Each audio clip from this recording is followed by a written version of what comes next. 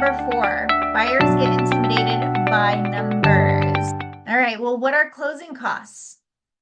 Most people don't know this. They're actually in addition to a down payment. This is something you need to think about when you're doing all that saving, putting some stuff away.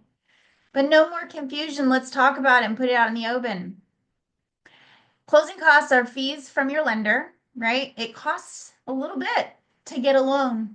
They're fees from title, all right? So when you go to escrow, they do your paperwork, they send it over to county, they record the deed. There's some fees with that.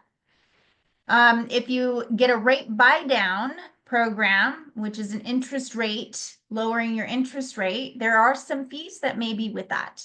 If you're buying a home that has an HOA, there's likely some fees with that. A transfer fee, there might be some upfront fees that are required by the lender just to hold, right?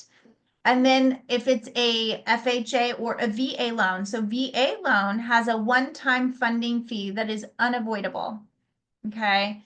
An FHA loan has upfront mortgage insurance. Again, unavoidable.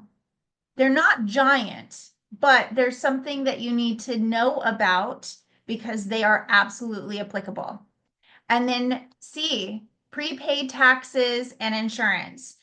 No matter what time of year you purchase, there's either going to be a month, 2 months, a few months, no more than a year worth of taxes and insurance that your lender is going to want to see held in an escrow account. And at the time when they are due, they will be paid out of escrow, okay? So it's not something that you need to think about when they're due when you get your property tax bill in the mail.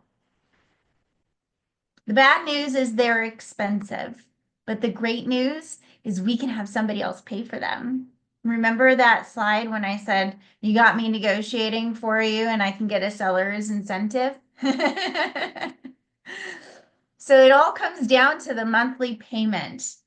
But let me tell you, this is how utilizing these programs is how you can get into a more expensive home, okay, with a lower monthly payment.